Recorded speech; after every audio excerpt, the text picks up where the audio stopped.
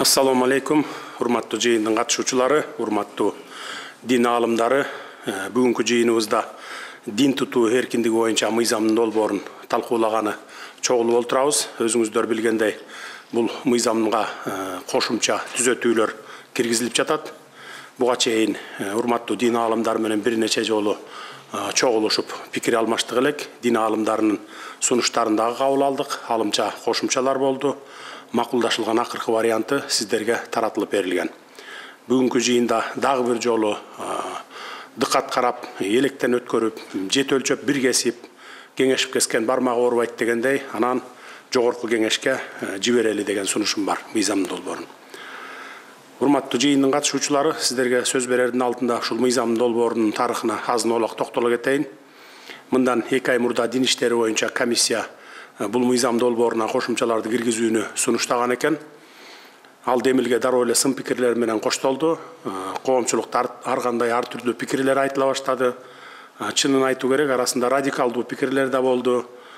Бийлик дааватты жок кылганы жатат, эми молдолордун оозун жабабы деген сыяктуу сөздөр айтылды.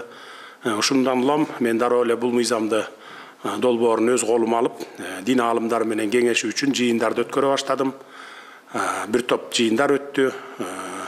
Биз светтик мамлекет болгондон кийин дин иштерине кийлигишпейбиз. Ал эми динчилдер болсо мамлекеттин иштерине кийлигишпейт. Муну жакшы билесиздер. Мындан ары деле ошондой болот. Буга чейин ошо дин иштерине кийлигишпегенден кийин муфтият тармагында эмне болуп жатканына көп деле көңүл бурган эмес экенбиз. Ичинен көрүп билгенден кийин өкүнүчтүү бир нерсеге күбө болдум. Муфтият тармагында да, дин тармагында дагы башаламандыктар бар экен. Биринин сөзүн бир укпай, муфтиятка, аалымдар кеңешине баш ийүү деген таптакыр эле жок экен. Жөнөкөй сөз менен айтканда, дин тармагында улак тартыш уланып келаттыр да. Өзүңүздөр билгендей, 2010 жылдан 20 жылга чейин дагы мамлекеттик бийликти башкаруу бутактарында улак тартыш болуп келген эле. Анын кесепетинен мамлекетибиз чачырап кетебиздеганын өзүңүздөр жакшы билесиздер. 2020 жылы баш мыйзамды өзгөртүп, бардык мыйзамдарды ага дал келтирип, бийлик түзүмүн иретке келтирип койдук элек. Анын натыйжасында көрдүңүздөр, дароо эле тартип орноп, мамлекетибиз өнүгүү жолуна түштү. Мына ушул сыяктуу эле дин тутуу эркиндиги боюнча мыйзамдарды да оңдоп, толуктап, түзөтүүлөрдү киргизүү менен муфтиятка жардам беришибиз керек экенин мен көзүм жетти. Муфтиятты, анан аалымдар кеңешин күчтөшүбүз керек экен. Аалымдар кеңешинин тизмесин алып карасам, мечиттерде, интернет булактарда даават айткан күчтүү аалымдарыбыз жок экен. Мисалы, мына 21 кишиден турат экен.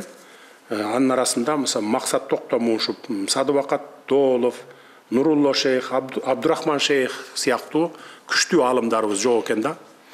Албетте, биз сиздердин ишиңиздерге кийлигише албайбыз, бирок жөн гана сунуш иретинде айтып атабыз. Эми ушуларды киргизип, аалымдар кеңешин күчтөп, бир муштум болуп, мен мусулманмын деген жарандарыбыздын баарын муфтиятка, аалымдар кеңешине баш ийгендей кылсаңыздар, кандай жакшы болор эле да. Ошондо жарандарыбыз баягы Хизбут Тахрир, Якын Инкар деген сыяктуу радикалдуу агымдарга ээрчип кетпейт эле. Кыргызстандын аймагында ислам динин кармангандар бир гана муфтиятка жана аалымдар кеңешине баш ийип, алардын чечимдерин мыйзам катары аткарганда гана тартип, ынтымак болмокта. Ал эми ынтымак болбосо, ынтымагыңар болбосо эч кандай ийгилик жарата албасыңыздарды аны өзүңүздөр жакшы билесиздер.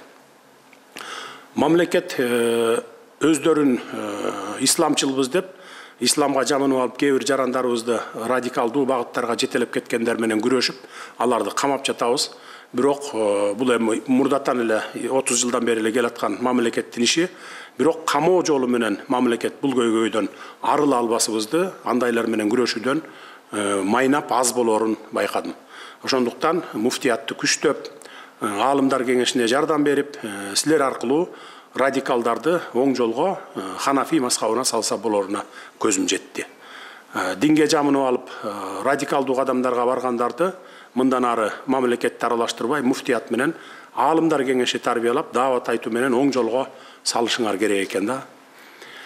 Ал эми дааватты жоюп атат дегендерге айтарым, даават жоюлбайт. Дааваттан биз эч жамандык көргөн эмеспиз. Тескерисинче 90-жылдардан кийин Канчалаган жарандарыбыз даават уккан соң оң жолго түшкөндүгүнө далилдер өтө эле көп. Ага баарыбыз эле күбө болуп келе жатабыз. Дааватты мечиттерге чогултуп алып айткыла, аш тойлорду айткыла, маркумду акыркы сапарга узатууду айткыла, эл чогулган жерлерди айткыла, WhatsApp группаларды айткыла, соц тармактардан айткыла. Азыр эми 21-кылымда даават айтууга каалагандай түрдүү мүмкүнчүлүктөр бар. Айылдардагы WhatsApp группалар аркылуу мисалы саат баланчада мечитке чогулгула, дааватчы келди, даават уккула десеңиздер, заматта чогулуп калышат. Азыр эми ар бир айылда мечиттер бар да, ар бир айылда ошо WhatsApp группалар бар. Дегенде эми урматтуу жыйындын катышуучулары кезек-кезеги менен сиздерге дагы сөз берейин. Ар бириңиздердин колуңуздардагы мыйзам долбоору боюнча дагы кандай алымча кошумчаларыңыздар болсо, тартынбай айтыңыздар дагы. Бул азырынча долбоор гана. Долбоорду ар тараптан талкуулап, жакшылап бышырып алып туруп, анан жогорку кеңешке жиберели деген сунушум бар. Мээримдүү жана ырайымдуу болгон Алла Тааланын ысымы менен, урматтуу Садыр Нуркожоевич, урматтуу жыйын катышуучулары, урматтуу журт башчыбыз, Кыргыз Республикасы өзүнүн эгемендүүлүгүн алгандан кийин эле дин тутуу эркиндиги дагы колго алдык. Мына ошол мезгилде дин саясатында тажрыйбабыз аз болчу.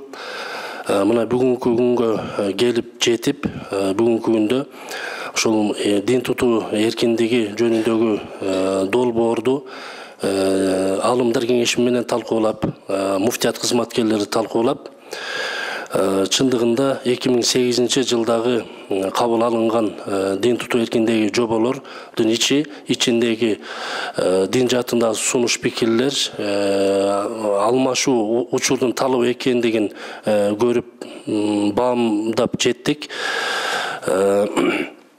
Чындыгында биз көзөмөлсүз бир эркиндикке көнүп калыптырбыз.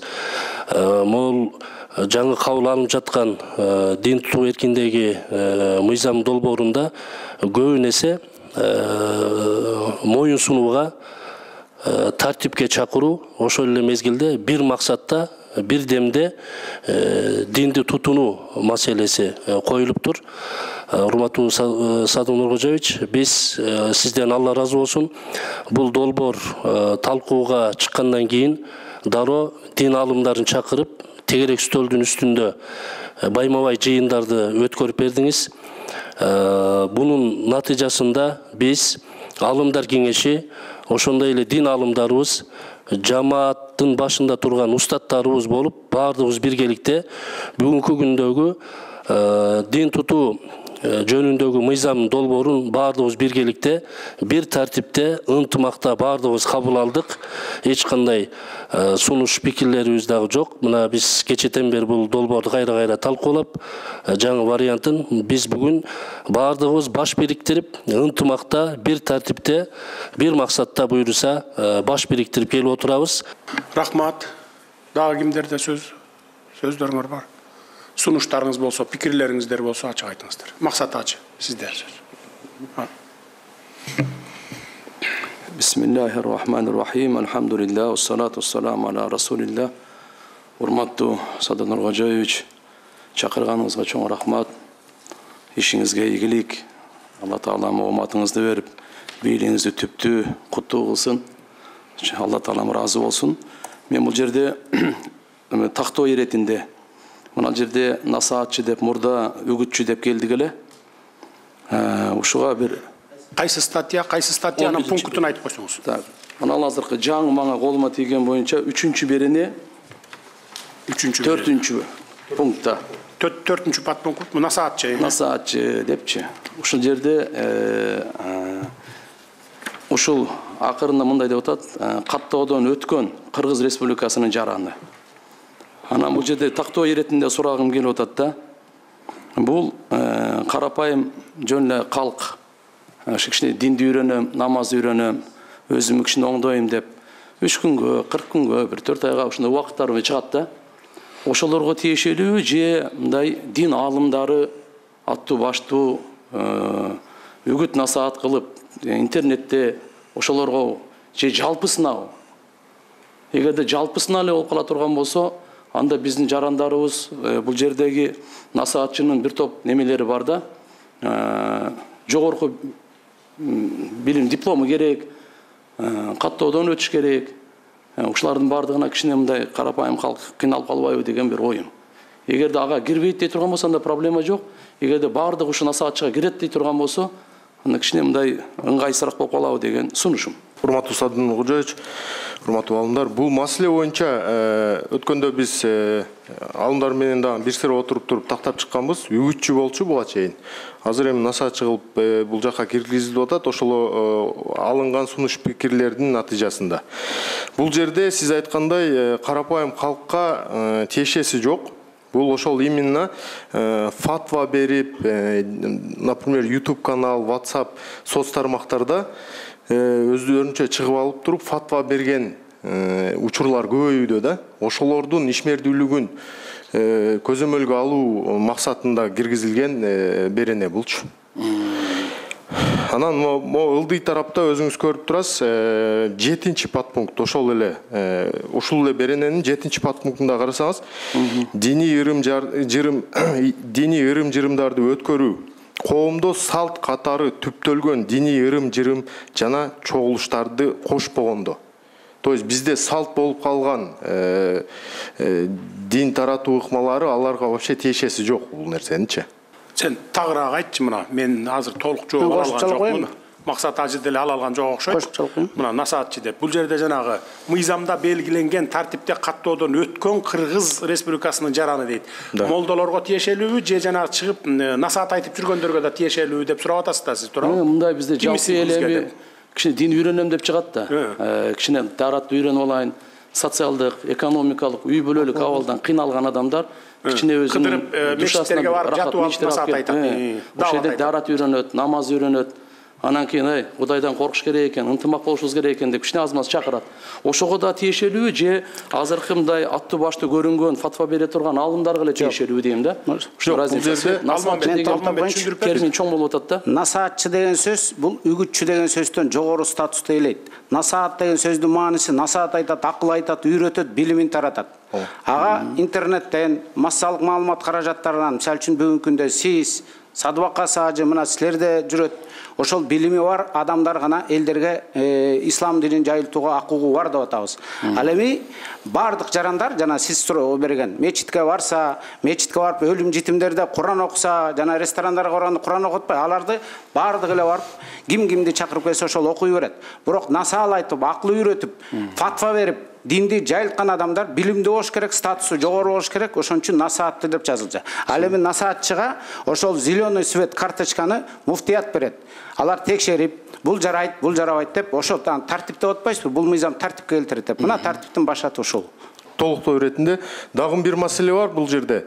Эгер дин тарат насаатчы бир жердин имамы же болбосо бир жерде мугалим, мударис болуп иштесе, медреселерде, например, да, или катардагы эле бир кызматкер болсо, муфтияттын системасында, ал автоматтык түрдө каттоодон бошотулат. То есть официальный представитель молдолук кылса мечитте же болбосо райондун имамынын карамагында иштесе же казиятта иштесе, медресе иштетсе, расмий диний кызматкерлер автоматтык түрдө каттоодон бошотулат. Түшүнүктүү. Так, сиз Борбордук текшерүү комиссиясынын төрагасы Нурдинов Бактыбек Сарбагашевич, бул жерде бир эмени тактап коеюн дегем. 11-чи берене 4-чү пункт. Жерде медресе, мечиттерде имамдарды шайлоо боюнча кабыл алынган муфтияттын чечимдерди кынтыксыз аткарууга тийиш деп турат. Ошол жерде шайлоо делип калыптыр. Эмне дегенде бизде шайлоо бир гана алымдар кеңеши, муфтий, борбордук текшерүү комиссиясынын төрагасы шайланат. А могу имамдар, мечиттин мүдүрлөрү бул назначать этилет. Ошо шайлоодо эгерде бул кирип калса, кийин анда имамдарды шайлап калабызбы деген. Туура айтып атат да, туура айтып атат. Ошол жерде эме деп жазсаңыздар, медресенин мүдүрлөрү жана мечиттердин имамдары шайлоо эмес бул жерде, ошону алып койсо болот да шайлоо. А то шайлоо дегенде карама каршы болуп калат эмеге. Дароо эле оңдогулу азыр. Абдыман Апкары, Алдындар кеңешинин мүчөсү. 6-чы берененин 5-чи эмесиде диний окуу жайларда жалпы орто билим берүү 11-чи класс жөнүндө мыйзамдарга ылайык алар билим алгандан кийин окууга укуктуу дейт да. Ушунда 9-чы класстын базасын бүткөндөн кийин профтехучилищаларга аялдар балдар кетет да, лицейлерге. Ушул жерде диний окуучуларга да 9 класстан кийин көп жерде кабыл алып атабыз да, ушуну 9 класстан кийин кабыл алсак деген маселе. 5-пункт өткөндө айттык да, ошодон калып турду. 6-беренин 5-пунктун айтып атасызбы? Ооба. Так, дин комиссиясы. Айтчы 11 класста 9 класска деп коелу дейт. Бул негизинен биздин билим берүү.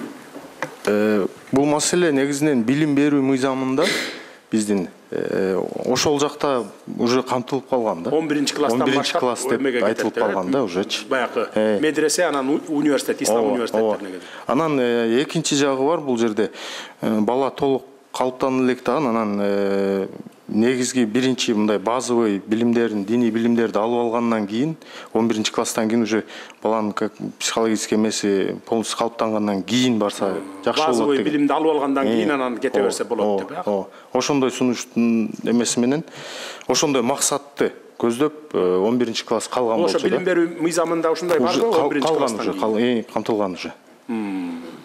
Анда ал жакты дагы өзгөртүш керек болуп калат да. Максат ажы сиз. Бұл жерде мен жеке ойым, биздеги конституция боюнча милдеттүү жалпы негизги билим менен орто негизги билим да. Милдеттүү баягы жалпы негизги билим 9 эле да. Милдеттүүсү. Ал эми орто билим болсо, бул укуктуу. Анан эң негизинде көбүнчө ата-энелер бала кичине чоң болуп 10-11 класс болуп калганда кылмышкерлик, каракчылык, бузукулукка кетпес үчүн балдарын медресеге берет. Ошол моменттен ошон үчүн мына жердеги жалпы конституциянын талабына деле жараша болот. Бул 9-дан кийин болсо жакшы болмок. Ал максат амла, ал маселе бизде бул жерде каралган мыйзам долбоорундачы. Вот жана биздин балдарыбыз секцияларга барышып атпайбы? Спорт секцияларыначы. Ошол сыяктуу эле бизде, например, орто мектепте окуп аткан биздин балдар орто мектептин окуусун бүткөндөн кийин абеттен кийин 1-2 саатка билим алууга, диний билим алууга укуктуу. Ал нерсе каралган. Бул негизги диний билим алуу, жогорку диний билим алуу максатында кетчүлөргө айтылып атат да, 11 класстан кийин кетсин депчи. Сиз айтып аткан маселе ал бар. Базовый религиозный образованияны алыша берет. Курстарга барышып элечи. То есть бул мыйзам жогорку окуу жайга жана ислам университетине бара турганда 9-дан эмес 11-ден барсын, бүтүп алып барсын деп атабыз, э? Ооба. Ана Куран жаттайм дегендерге медреселерге эме жок да бизде, барып атпайбы, жаш балдар окуп атат. Алар окуп атат, ал маселе жок. Даже 1 класстан барса деле ага эме жок. Каршылык жок ага. Медреселерге барып окуганга негизи каршылык жок. Биз ага каршылык көрсөтпөйбүз ага. Каршылык жок энди. Бул ошо жогорку окуу жайларга экен да. Дини жогорку окуу жайларда деп кошуп койсоңор да болот экен ушул жерин. Могу жерде. Жакшы болмок. Дини жогорку окуу жайларга деп койсо кошуп жакшы болмок. Жогорку деп койгула, кошуп койгула могу жерден. Жогорку деп деген сөздү дини жогорку окуу жайларда деп койгула, ошондой эле түшүнүктүү болот калганы баары. Так, эң аягындагы бир. Саламатсыздарбы? Жана маселе көтөрүлүп кетти, жана медреселердин мүдүрлөрү деген маселеге. Ошол жерди биз турай тутабыз, светтик мамлекет болгон үчүн медреселердин мүдүрлөрү дебестен диний окуу жайлардын жетекчилери деп айтсак, бул бардык дин тутумчулардын диний окуу жайлардын жетекчилерине арналат бир. Эки, мусулмандарда деле медресе эмес, институттар бар, мисалы. Болот. Ошондуктан диний окуу жайлардын жетекчилерин, мечиттердин имамдарын деп, анда молдолорун деп. Болду, анда ошентип койсоңор болот экен. Тактоо иретинде мына 12-чи беренеде 1-чи пунктта. Диний окуу жайлар борбордук башкаруу органынын муфтият балансында гана болушу керек деп. Эми бул бая юридикалык жак го. Анан кийин мен ушул жерде сунушум көзөмөлдү бекемдеп, анан кийин бая лицензия жана башка анстел азыр госкомиссия муфтиятта көп көзөмөлгө кирип атат. Ушуну муфтияттын балансында болбой эле, мечиттер муфтияттын балансында болуп, бирок частный, жеке менчик бирөө кура турган болсо, анын муфтият маалысына өткөрүп берип койсо, кийин мындай ишмердүүлүккө суу сап деле мындай эмеле болуп калат да, суу эле калат. Ушул жерде мен жеке өзүндө эле калса деп айтат элем. Дегил бир эме болуш керек да, пирамида, бийлик. Мисалы биз силерге берип атпайбызбы, муфтият менен аалымдар кеңешин күчтөгүлө деп атабыз. кыйын аалымдардын баарын киргизгиле ошол жака деп атабыз. Анан баары бир эмеге баш ийген туурада. Мисалы мен өзүм барып алып айылыма барып туруп бир медресе салып алып туруп анан бирөөнү коюп алып бул менин медресем, анан мен эч кимге баш ийбейм, сага бербейм деген бул туура эмес болуп калат да. Мен да мечит салгам, ал убакта баягы 2000-жылдары эле атамдын көзү тирүү кез. Дароо эле ошол жылы өткөрүп бергенбиз. Мынакей деп туруп баардык документтерин бүтүп салып, мына мечит муфтияттыкы деп туруп, областтыкы деп. Анан молдолорду да ошол област койгондо бир эме порядок болуш керек да, тартип болуш керек да. А то колунда бар адамдар көп да бизде республиканын баардык булуң бурчунда мисалы. Анан ар бир айылда эле барып алып, же болбосо бир район центрине барып алып, салып алып эле анан өзүм башкарам, бул менин өзүмдүн медресем болот деп ар ким өзүнчө башкара берсе анда кандай болуп калат анда. Бул жагынан сизге макул эмес мен анда. Ал медресе салабы, мечит салабы, Алланын ыраазычылыгын алайын деп салып атат да. Анан алып анан менчик мечит кылып алсак анда болбой калат да. Ошону салып мынакей деп туруп, Аллах көрүп турат. Мына деп туруп мечитке өткөрүп бериш керек, то есть муфтиятка, балансыңа коюп берейин мына деп туруп. Ошондо эки эсе сообун алат. Салып бергени бир сооп, өткөрүп бергени экинчи сооп болот да, мына деп. Эң туура, президенттин айтканы эң туура. Жана 4-чү статьянын эшик кагуу боюнча бир талкуулап коебузбу? Ал боюнча пикир кандай? Бир пикирге, бир орток пикирге келдик, туурабы? Дин таануу максатында диний багыттагы объекттерди кошпогондо. Бул тууралуу урматтуу Садыр Нуркожаевич бир канча жолу сиздин алдыңызда кизинче бетарчылыкта кылып койдук, канча эме кылыпчы. Анан баардыгыбыз муфтият, анан башка алымдар менен деле келишип бир пикирге келгенбиз. Иншалла. Анда бир жерге подпункт кылып киргизип койсо болобу, мындай кандай десем, мечитке чакыруу тыюу салынбайт деп конкретно. Жок, мечитке вообще тыюу салынбайт, мечитке чакырууга. Анан азыр жаңы мындай заманбап 21-кылымдагы технологияларды пайдаланып атат да, туурабы? Мына жана айтып атат, сиз мисалы үчүн WhatsApp аркылуу канча деген, жүздөгөн, миңдеген кишилердин жүрөгүнө такылдатып атпайсызбы? Обязательно эшикти такылдаткан ал эми азыркы актуальность 21-кылымда анын эң биринчи эле максаты, философиясы баягы Кудайды эстетүү да. Мына азыркы жаңы коммуникациянын шарттары менен толук кандуу ушул жанагы тиги даваттын омурткасы десе, азыр современный омуртка бар мына бүт жайылса болот. Үнүңөрдү, главное үнүңөрдү, сөзүңөрдү, ниетиңер элге жетип атат да. Дагы кандай кошумчаларыңыздар бар? Замир кары айтыңыз. Бисмиллахиррахманиррахим. Урматтуу Садыр Нуркожаевич, урматтуу жыйындын катышуучулары. Ошо мыйзам долбоорун 2 ай болду. Бардыгыбыз талкуулап, канчалаган бир кеминде эле бир 40-50 жолу чогулуш болду окшойт. Өзүңүз деле 4-5 жолу ошо үйтүн ичинде мындай мыйзам талкууланбаса керек деп ойлойбуз. Анткени баягы динге болгон урматыбыз, сый урматыбыз, диндин назиктигин да сыйлап атабыз деп ойлойм. Акыры келип электенип отуруп ушу долбоорго токтолуп келип атабыз бардыгыбыз. Анча-мынча биз айталы дегенде мына аалымдарыбыздын бардыгы айтты. Эми ошо толук макулдашып бүтүп калдык окшойт. Буга чейин дагы ар кандай жамааттын лидерлери муфтиятка чакырып, алар менен телевидениеге дагы сүйлөдүк. Эми мындан кийин элибизди дагы ыраазы кылгандай, анан Алла Тааланын дини дагы баягы өнүктүрүүгө ар бирибиз салым коссок, ошон үчүн ар бир аалымдардан ушул жерде журт башчыбыздын астында да суранарыбыз, бардыгыбыз буга аракет кылып бир нукка келгенден кийин элге болгон насаатыбызды айтып, анча-мынча кайрылууларыбызды айтып, ошо боюнча бириге турган болсок, иншалла ошо мыйзам менен бардык диний ишмердүүлүгүбүздү тактап алабыз, мындан кийин тартип болот деген ойдобуз. Буга чейин өзүңүз айткандай тартипсиздик дагы болуп келген. Ошо мыйзам менен бардыгы тартиптелет. Биздин коомубузда дагы динди ошо мыйзамдарыбызга ылайык жашайт деген ойдобуз. Ошону дагы сизден суранарыбыз, бардык аалымдарыбызга кайрылып, жана телевидение аркылуу элибизге дагы кайрылууларды ошо камсыз кылып берсеңиз деп бир сунуш айтмакчы элем. Алла ыраазы болсун баарыңыздардан. Рахмат. Дагы барбы башка маселелер?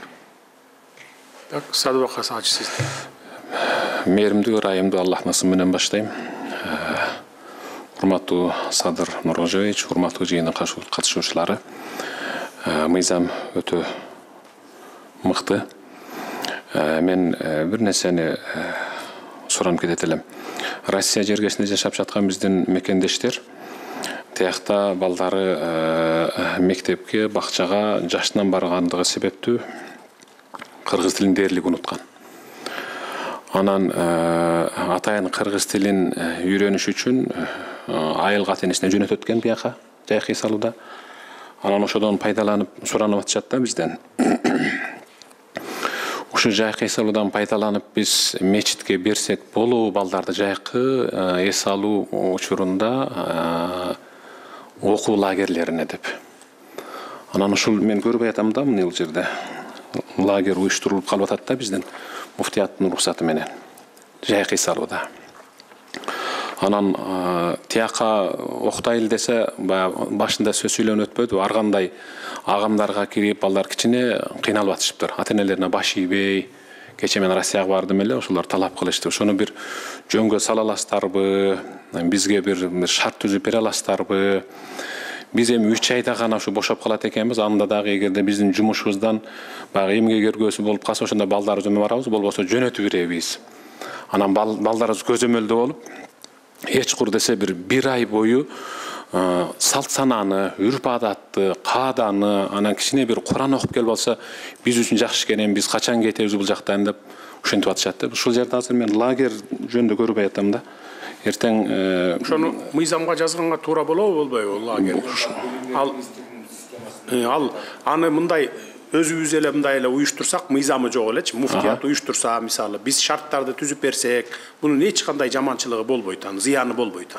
Эми баягы мектепте окуган балдарын алып жиберип, бияктан сабак окутуп, кичине динге үйрөтүп, анан ыймандуулукка чакырып койсок деп атабыз да. Аны бул мыйзамга киргизгенде ал лагерь уюштуруу деген бул мыйзамга кирген болбой калат да. Аны өзүбүз эле кылалы. Ага биз эч каршылыгыбыз жок. Эң жакшы. Рахмат. Алла колубуздан келген жардамыбызды беребиз ага. Рахмат, чоң рахмат. Барбы дагы кошумчалар? Болуп калды окшойт, э? Анда эгерде дагы үйгө баргандан да карайсыңар да, жатып алып, бир сыйра шашпай карап, анан кийин эми акыркы вариантын дин комиссиясы менен Алмамбет сен жоопкер болчусуң бул мыйзамга. Экөөңөр бардыгын азыркы алымча кошумчалар менен толуктап туруп алып келгиле. Анан бир сыйра бардыгына кайрадан дагы таратып бергиле. Анан болду дегенден кийин анан мен кол коюп, анан кийин жогорку кеңешке жөнөткөндөй бололук. Акыркы вариант. Жарайт. Эми бул жерде урматтуу дин аалымдары, биз сиздерге жардам гана берели деп атабыз. Биз сиздерди бир мындай бир ар болгула, бери болгула деп башкаруу эмес. Мына дин комиссиясы менен өткөндө муфтиятты дагы отургузуп кабинетиме чакырып алып туруп, Замир Кары да катышты өткөндө дагы, Алмамбет бар элең, экөөнү айттым. Биз силерди башкаруу эмес, дин комиссиясынын милдети, координация кылуу. Эгерде туура эмес динге кетип бараткан болсо, мындай бир коркунуч жаратып аткан болсо мамлекетке, анда ошол жагынан гана. Атак силер буларды баягы башкарып алып, ары бол, бери бол, мындай чечим чыгар, тигиндей чечим эмес. Биз чечимди бүт муфтият менен дин аалымдарына берип атабыз. Мен жана сөзүмдүн акырында айтайын деп атканым, могу күчтүү биздин аалымдарды да аалымдар кеңешине киргизбейсиздерби? Бир мындай бир кулак болуп туруп, бир пирамида болуп туруп, анан кийин мына муфтият менен аалымдар чечими кеңеши кандай чечим чыгарды ошону аткар деп туруп, баарын мынтип туруп үстөлдү бир уруп аткардырбайсыздарбы? Ошондо биз дин тармагын бир укмуш калыбына келтирип алган болот элек да. Эч кандай бир хизбут тахрир, якын инкар, мисалы якын инкарлар аябай мындай радикал болушат турбайбы булар аябай? Берки хизбут тахрирлар да ошондой болот экен. Биз бир эле кыргызбыз го. Бир эле мусулман динин ханафи мазхабы менен эле кетпейли. Ошолордун баарын өзүңөрдүн алдыңарга алып келбейсиңерби? Аалымдар кеңеши менен муфтияттын алдына. Ошого сиздердин көмөк. Биз күч колдонуп аларды камап, анан аларды неме кылгандан көрөкчө силердики тезирээк дагы сиңет да аларгачы. Тезирээк силер бура аласыңар да ошону. Ошон үчүн могу аалымдар кеңешине мына Максат ажыны, Токтомушев, Садыбакас Бөлүп ажыны, Нурулло шейх дейт, Абдурахман шейх дейт. Мен буларды интернеттен көп көрөм. Насааттарын көп карап тыңшайбыз. Миллиондогон көрүүчүлөр бар. Анан ушуларды дагы киргизбейсиздерби? 21-дин арасына же болбосо 25 кылып койгула, же 21-дин арасына киргизгиле. Эми бул менин эми сунушубуз, эми силердин ишиңерге кийлигишпейбиз го, конечно. Кандай шайланат, кандай коесуңар, мен деле билбейм муну. Просто аалымдар кеңешин алсам, ошо 21 киши бар экен, мен жокторун айтып атам да. Бир ынтымакка келбейли. Ынтымак бар жерде ырыс бар дейт. Ынтымак болсоңор, бир муштун болсоңор, тез эле иретке салып коебуз бат эле. Урматтуу Садыр Кожоевич, мен ошол сизден алгачкы сөздү алып, бардыгыбыз Кудайым буйрса мына ынтымакка келдик. Ушул долбоорду талкуулап, комиссия түзүлүп, Siz bir neçe жолу жыйындарды өткөрдүңүз, бизге аябай чоң таасир берди. Сиздин астыңызда дагы биз кичине адепсиздик болуп сүйлөп алдык, бирок баргандан кийин ошол аалымдар кеңешинин аалымдары, баардык аалымдарыбыз ушул долбоордун алкагында буюрса бир тартипке, ынтымакка, достукка келип калдык буюрса. Баары жакшы болот. Рахмат. Анда месе жыйынтыктайлы, жыйынтыктардын алдынан да дин комиссиясы менен Алмамбет азыркы бүгүнкү сунуш түшкөн сунуштарды оңдоп, толуктап жанагы жерге анан кийин ошол сунуш берген адамдардын кол койдуруп туруп анан мага алып келгиле мыйзамды. Ар бир бетине кол койгула. Анан сунуштары кандай сунуш түшсө биз кабыл алдык да ошонун баарын. Так ошондой кылып туруп, анан кол койдургула. Мисалы, Максат ажыдан түштү, Садыбакас ажыдан түштү, дагы четте отурган Калпак, сиз жаш баладан. Андан түштү, дагы кимдерден түштү? Сизден түштү, Бакыт мырзадан түштү. Ушуларга кол койгузуп алып туруп, мынакей бүттү деп туруп алып келгиле, анан мен акыркысын оформить этип туруп, анан жөнөтөлгө аппараттан. Анда жыйыныбызды жыйынтыктайлы, келип бергениңиздер үчүн терең ыраазычылык билдиремин. Алла ыраазы болсун. Ишибиз алдыга жыла берсин. Тынччылык болсун.